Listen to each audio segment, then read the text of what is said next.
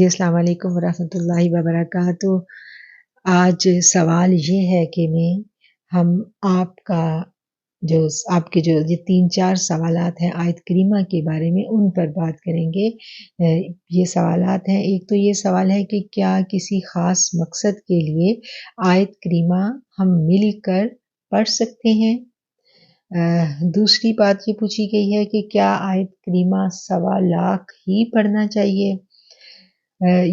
किसी मकसद के लिए सवा लाख पढ़ना ही ज़रूरी है या इससे कम तादाद भी पढ़ी जा सकती है? तीसरा ये है कि हमने सुना है कि आयत करीमा एक जलाली पढ़ाई है, ये बहुत गर्म होता है और इसके पढ़ने से अल्लाह का ग़ज़ब आता है और पढ़ने वाले पर सख्ती आती है।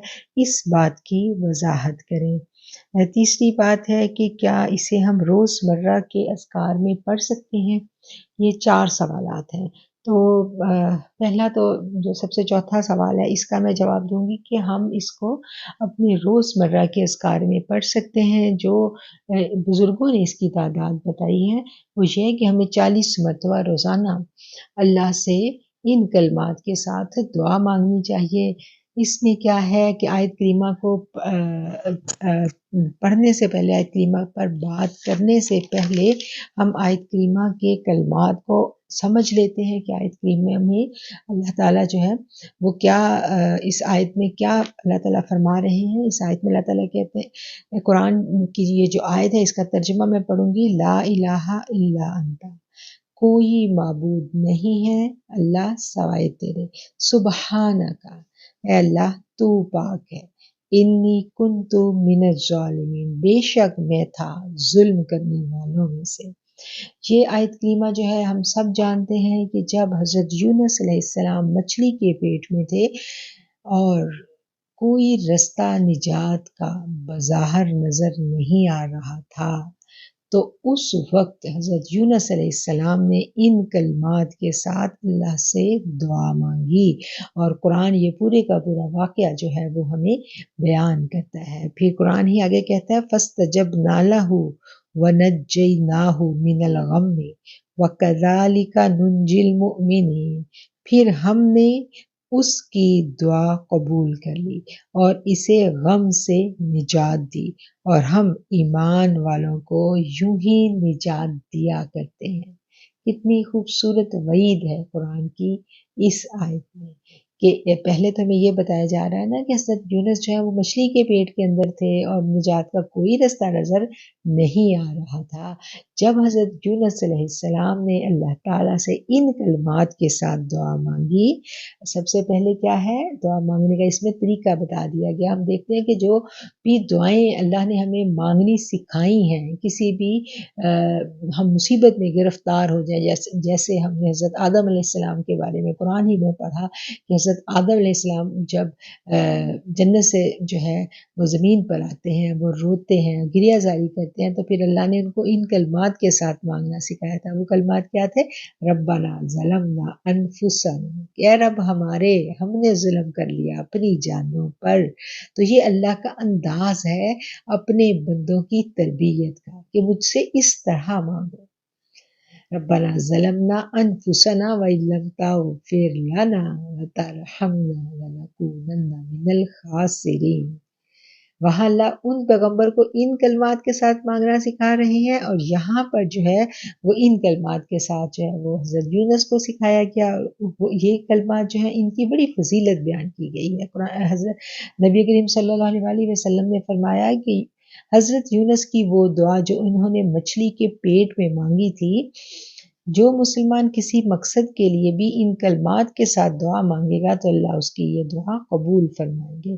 फिर एक और हदीस सहीहा है, नबी करीम सल्लल्लाहु अलैहि वसल्लम ने फरमाया, मैं तुम्हें ऐसी चीज़ ना बताऊं, अगर तुम में से किसी पर कोई मुसीबत या आजमाइश आ जाए तो वो इसे पढ़े तो इसे निजात मिल जाएगी। اب دیکھیں کہ اللہ بھی یہاں اس اگلی آیت میں کیا کہہ رہا ہے جو ابھی ہم نے پڑھی، فَاسْتَجَبْنَا لَهُ وَنَجَّيْنَاهُ مِنَ الْغَمِّ، اور ہم نے اس کی دعا قبول کر لی اور اس کو غم سے نجات دی۔ اللہ نے کب یہ دعا قبول کی؟ جب انہوں نے ان کلمات کے ساتھ دعا مانگی، اور ان کلمات میں تین باتیں ہم نے سمجھ لینی ہے۔ سب سے پہلے کیا ہے؟ اللہ کی معبودیت کا، اللہ کی وحدانیت کا اقرار۔ اس کے بعد کیا؟ اس کی پاکی بیان کی کہ اللہ تو پاک ہے۔ پھر اس کے بعد یہ کہا کہ اللہ ہم نے اپنی جان پہ جو ظلم کیا تو ہمیں معاف کر دے۔ جب ان کلمات کے ساتھ دعا مانگی گئی تو اللہ کیا کہہ رہے ہیں کہ میں نے یہ دعا قبول کر لی اور اس کو غم سے نجات دی، اور ہم ایمان والوں کو یوں ہی نجات دیا کرتے ہیں کہ جو اللہ پر ایمان لاتا ہے پھر اللہ جو ہے وہ اس کو غم سے نجات دیتا ہے۔ ہم دیکھتے ہیں کہ مسلمان جو ہے اس کی زندگی ایک طرح کی نہیں رہتی۔ قرآن ہی کہتا ہے وَنَبْلُوَكُمْ بِالشَّرِّ وَالْخَيْرِ فِتْنَةً وَإِلَيْنَا تُرْجَعُونَ، ہم تمہیں برائی اور بھلائی سے آزمانے کے لیے جانچتے ہیں اور تم نے ہماری طرف لوٹ کر آنا ہے۔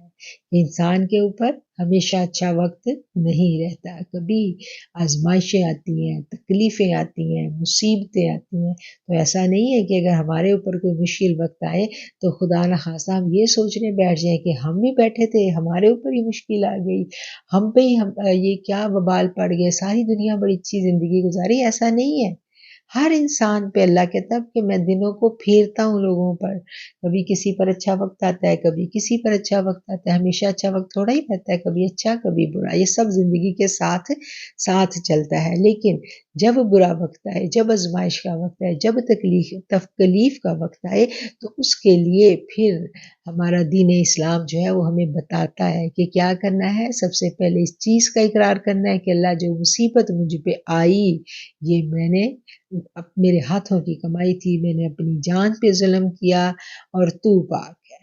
ٹھیک ہے، جب ان کلمات کے ساتھ ہم مانگیں گے، اور پھر سب سے بڑی بات یہ کہ اللہ کی معبودیت اور وحدانیت کا اقرار، سرنڈر کر جانا، بالکل اپنے آپ کو اللہ کے آگے پیش کر دینا کہ اللہ تیرے سوا کوئی نہیں ہے، جو بھی میرے اوپر مصیبت آئی میں تیرے پاس آ گیا ہوں، اب تو ہی میرا ہے اور تو پاک ہے، تو نے مجھے اس غم سے نجات دینی ہے۔ تو پھر اللہ کیا کرتے ہیں کہ اللہ دیکھتے ہیں کہ یہ بندہ مصیبت میں مجھے نہیں بھولا، بولا نہیں ہوا، دیوانہ نہیں ہوا، اس پہ بیماری آئی، اس پہ مصیبت آئی تو اس کا بھروسہ، اس کا یقین میرے اوپر بڑھ گیا اور یہ میرے پاس آیا۔ اور پھر اللہ کہتے ہیں کہ یہ تو مصیبت جانچنے کے لیے آئی تھی، تمہارے ایمان کو جانچنے کے لیے۔ اللہ کہہ رہے ہیں نا کہ برائی اور بھلائی سے آزمائے، کس کے لیے آزمائے؟ تمہیں جانچنے کے لیے آزماتے ہیں اللہ تعالیٰ، اور تم نے ہماری طرف لوٹ کر آنا ہے۔ اور جب اللہ کی طرف انسان رجوع کر لیتا ہے، اللہ سے مانگ لیتا ہے تو پھر اللہ اس کی دعا کو قبول کر لیتے ہیں، اور اللہ کہتے ہیں کہ ہم ان کو غم سے نجات دی۔ ٹھیک ہے، جب اللہ سے مانگا تو اللہ نے نجات دی۔ پھر اللہ تعالیٰ قرآن میں فرماتے ہیں فَلَوْلَا أَنَّهُ كَانَ مِنَ الْمُسَبِّحِينَ لَلَبِثَ فِي بَطْنِهِ إِلَى يَوْمِ يُبْعَثُونَ، اگر یونس اللہ کی تسبیح بیان نہ کرتے تو وہ قیامت تک مچھلی کے پیٹ میں ہی رہتے۔ کہ جو اللہ نے ان کو نجات دی، اس نجات کی کیا وجہ اللہ نے بیان کی کہ انہوں نے اللہ کی پاکی بیان کی۔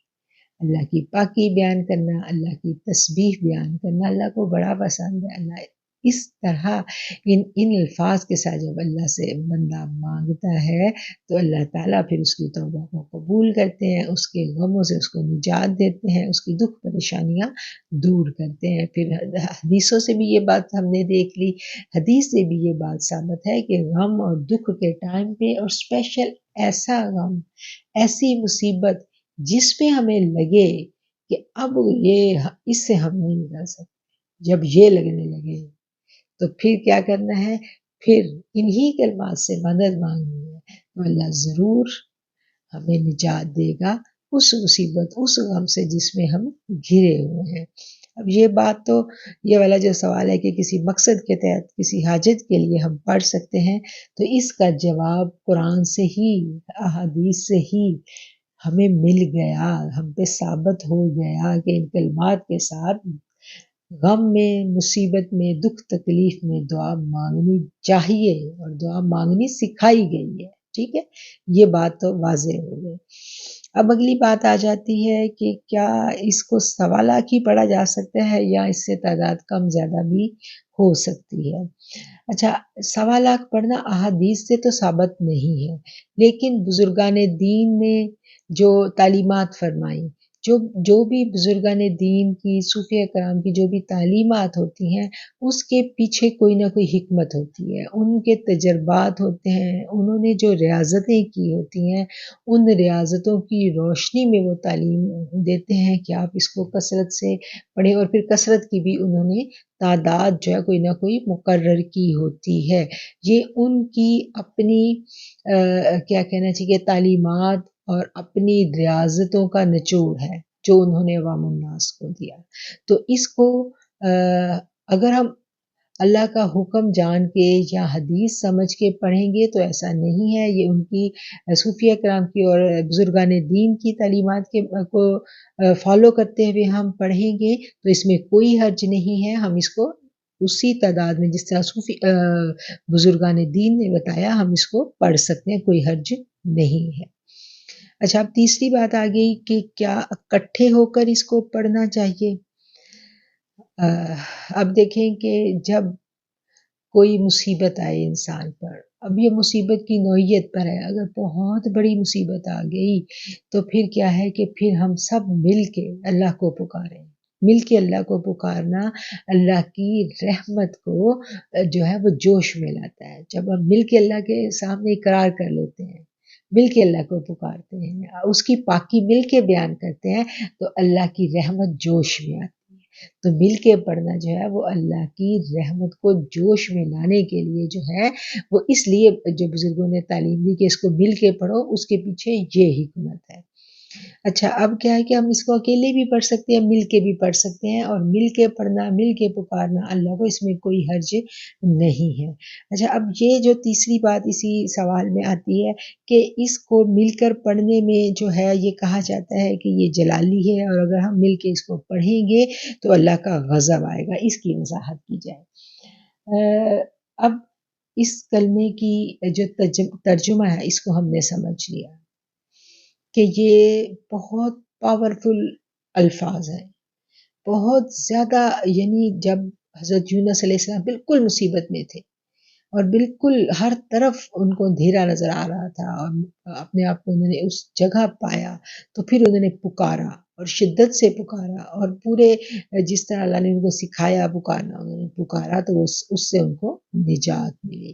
اس بات سے ہمیں کیا سمجھ میں آتی ہے کہ جب ان کلمات کے ساتھ ہم اللہ کی کو مدد کے لیے پکاریں گے تو اللہ کی رحمت بھی شدت سے جوش میں آئے گی۔ جب رحمت شدت سے جوش میں آتی ہے تو پھر اللہ کی انوارات کا جو برسات ہے وہ بھی جوش سے ہوتی ہے، بہت زیادہ انوارات اللہ کے برستے ہیں۔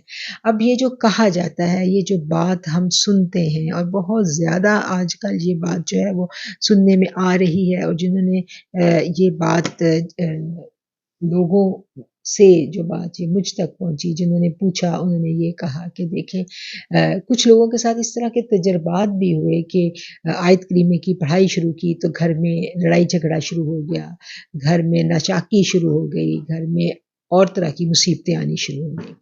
تو یہ واقعتاً اس طرح کے واقعات ہوئے کہ گھر کے اندر ماحول بہت خراب ہو گیا، لڑائی جھگڑے اور کیا کہنا چاہیے مسائل مصیبتیں آنی شروع ہو گئی۔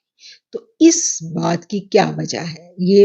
اس بات کی وجہ یہ ہے کہ ابھی جب ہم اللہ کے پاس کھڑے ہوئے، ہم اللہ کے روبرو حاضر ہوئے اور ہم نے اللہ سے کہا کہ اللہ تیرے سوا کوئی معبود نہیں ہے، تو ہی ہمارا الہ ہے اور تو پاک ہے۔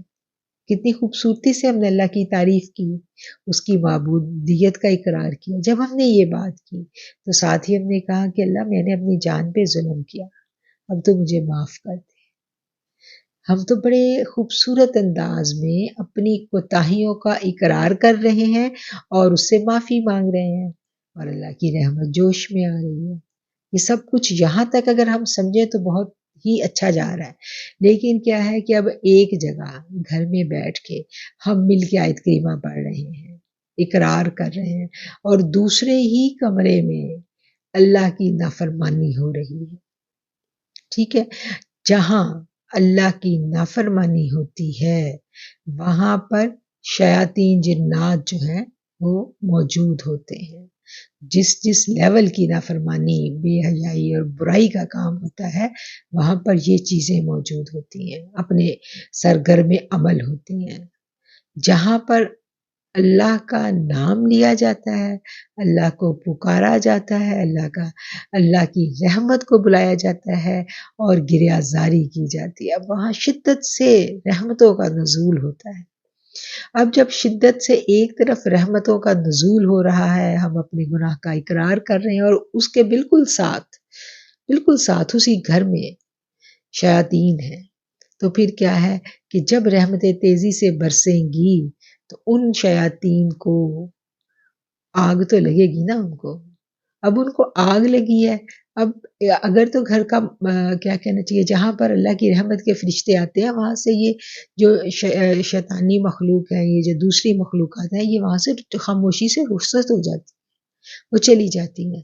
لیکن جب ان ایسے عمل ہو رہے ہوں جن کی وجہ سے وہ چیزیں وہاں موجود ہیں، مطلب کہ ان چیزوں کو لانے والے موجود ہیں اور ایسے اعمال ہو رہے ہیں سرزد کہ وہ چیزیں وہیں پر یعنی ان کو بلایا جا رہا ہے، ایسے میوزک ہے اور ایسے نافرمانی کے کام ہیں، تو پھر کیا ہے، تو پھر ایک ٹکراؤ کی کیفیت آ جاتی ہے۔ وہ جو ٹکراؤ کی کیفیت ہے، پھر وہ اتنی دیر تو وہ چیزیں جو ہیں وہ برداشت آپ کو کریں گی ان انوارات کو، کیونکہ ان کے اوپر تو یہ آگ بن کے برستی ہے نا انوارات۔ تو اس کے بعد جب آپ دعا مانگیں گے اور سب کچھ ختم کر دیں گے تو پھر وہی جو تھے، وہی مخلوقات جو تھی، کیونکہ نافرمانی تو رکی نہیں، نافرمانی تو گھر میں اسی طرح سے ہو رہی ہے، گھر میں اسی طرح سے اللہ کے احکامات پامال ہو رہے ہیں، سب کچھ غلط اسی طرح سے ہو رہا ہے۔ تو پھر کیا ہوتا ہے کہ پھر یہ چیزیں جو ہیں پھر یہ تو دھما چوکڑی میں جائیں گی، یہ تو پھر آپ کو تنگ کریں گی۔ اب ان کے تنگ کرنے کا نتیجہ طریقہ کار کیا ہوتا ہے کہ وہ آپ ہی کے جو اہل خانہ ہیں ان میں لڑائیاں شروع ہو جائیں گی، ان میں مصیبتیں آنے لگ جائیں گی اور آپ کو اپنی پڑ جائے گی۔ تو یہ والی جو جب مصیبتیں، یہ والی جو پریشانیاں جب گھروں میں پیدا ہونا شروع ہوئیں، کیونکہ پہلے تو یہ تھا نا کہ جب کسی پہ مصیبت آتی تھی لوگ ڈر جاتے تھے، لوگ سہم جاتے تھے، اپنی نافرمانی سرکشی کو بھول جاتے تھے، اور پورا گھر جو ہے، پورا جو محلہ ہے، پورا جو وہ ماحول ہے وہ یکسو ہو جاتا تھا اللہ کے آگے، نادم ہو کے اللہ کو پکارتا تھا۔ تو آج کیا ہے، آج ہم نے سن لیا کہ ہم یہ پڑھیں گے تو مصیبت چلی جائے گی، نہ ہم نے دل سے اقرار کیا، نہ ماحول نے ہمارا ساتھ دیا۔ تو یہ جب سب کچھ پراپر نہیں ہوتا نا تو مصیبتیں پھر آتی ہیں، تو پھر ہم کہتے ہیں کہ یہ تو جلالی تھا تو جلال آ گیا۔ تو اب اس کی جب تھیوری ہمیں سمجھ میں آ جاتی ہے تو پھر ہمیں پتہ چل جاتا ہے کہ یہ جلالی کیوں کہا جاتا ہے، پھر یہ اس کی وجہ پیچھے یہی کار فرما ہوتی ہے۔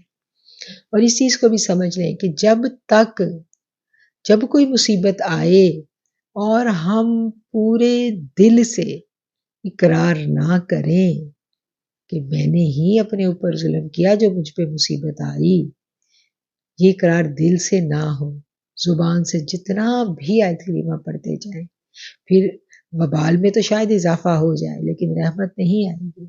رحمت اسی وقت آنی ہے جب دل سے اقرار ہونا ہے، ٹھیک ہے؟ تو یہ جب بات ہمیں سمجھ میں آ جائے گی تو پھر ہمارے سارے یہ جو آپ کے 4-5 سوالات ہیں آپ لوگوں نے کیے، ان سارے ابہام کو آپ بالکل کلیئر ہو جائیں گی، آپ کو سمجھ آ جائے گی کہ حقیقت کیا ہے، ٹھیک ہے؟ بہت شکریہ۔